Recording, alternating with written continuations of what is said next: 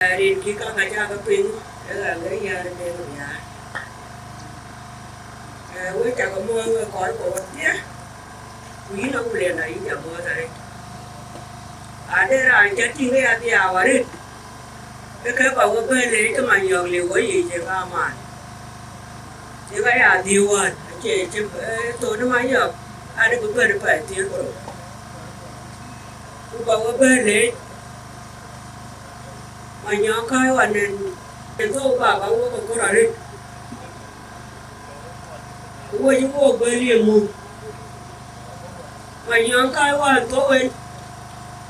anh ấy giảm cái đừng bán để nhà thì nó cho nó để nó bay cháy mù những con giảm cái đừng có giá mà nhỉ cô cho nó đi giá của là ơi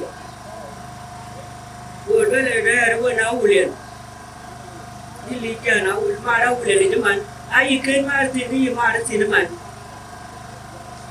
anh nhỏ anh chỉ nói nè mà còn nó không bấm là chú con anh nhỏ của anh nào liền rồi đấy rồi nó đi theo áo liền luôn kia để phi thế này anh đi phi là để trả lấy cho có gì rồi coi có ba nào liền trước gần anh chưa mày nhỏ có cần ai về chụp phi đun anh chắc phải ngọt nga này nó có chụp phi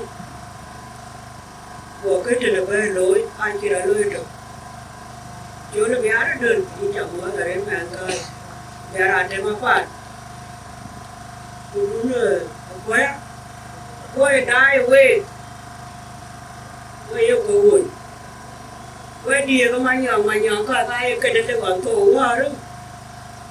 mà đủ tiền chứ tại là có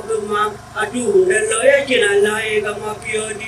anh chứ đi cái hoa đó cái chiều toàn hoa cái toàn đã cuốn cũng đói chậm có hoa chia chậm cái quên quay quan đấy cái liều mua đi anh chỉ luôn đang cái liều quên thì giá của bạn đã ba cái vấn đề mình là cái quay mà bây giờ phải có tiêu ba cái quay mà có số này em là quá đúng quá anh nhớ cái chơi cuốn để cái này yên vực để làm cái cho anh đi vào cao hơn để mà cao hơn để mà cao hơn chứ vừa mất cái gì cái chứ vừa cái chứ bên có cái này ấy cho em mất cái gì cái quái cái là để cho cao hơn cho nhiều qua cho để có giá là thì cái là để cho cao hơn nhiều cái ai yên được vực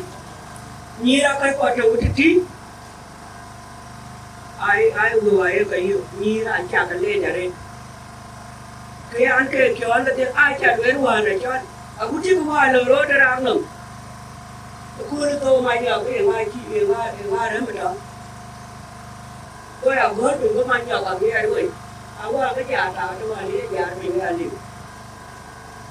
nó mang giờ vào chim cái này chứ có người nó mới cho đánh chiến cứ phải ăn nó bảo bên này tôi ăn mới là già nhiều chứ bộ cái bác cái nghề phi du lịch là đi anh chỉ mà phi có đoàn mà tôi ấy tôi chẳng mua là đi cái ăn nuôi được lấy ra cả mình là cái cổ cái min cái mà nhờ bà tôi có mệt phiêu có vô liền không bà cái lúa mà nhờ có mệt phiêu anh nhà quê cái ra nhà đấy anh nhà quê cũng ấy như cái ấy cũng ăn liều vì cho thì ini chicken thì tao liều nhưng bây giờ nó cái này đâu có không cán được thì có phải cái này cái ấy cái quay con cung á nhưng mà nào qua nhưng mà nó còn liệt nó phải lá có bị cái chiếc quay con cung nó chả tin mua cái nào liệt à mang quay chơi rồi coi phải là đi quý nên nó mày giờ ra nó cứ cái ra chị bên ai chẳng gì nó coi cái mà nó cầm múc cái ra chị bên là có quên bên biết mày nhờ con nhờ yêu con năm cái là nhầm chứ còn kia mày nhờ phà nó chọn cô đi à cái cô ông ấy nuôi cái đâu không phi nó mà quên được đấy người ta trời phi mà quên được mà dưới cú liều cái kinh mày nhờ cũng có cái gì mà quên được người ta có gì kia mà nhau cái bố này ai chắc cái chuyện đó cái nó cái chữ thì nếu ông nhìn cái nhi cái bố ở chó của nó bác cái nhìn cái nhi chắc cái bố đó nếu mà nhau giờ chả mới bố mà này đi mà còn chết điên rồi mà để nó cười với ôi gọi cái trí đi nhìn mà nó phải nó quý quá nó cứ nào đủ được đấy còn trên cái đàn chúa yêu cái này cái cao chẳng cái cô nào anh để mà nó mà nhau có uống lên đây cái cô nó có cái gì kia cô nó bị với anh ăn bị người này nó bảo ôi phải ăn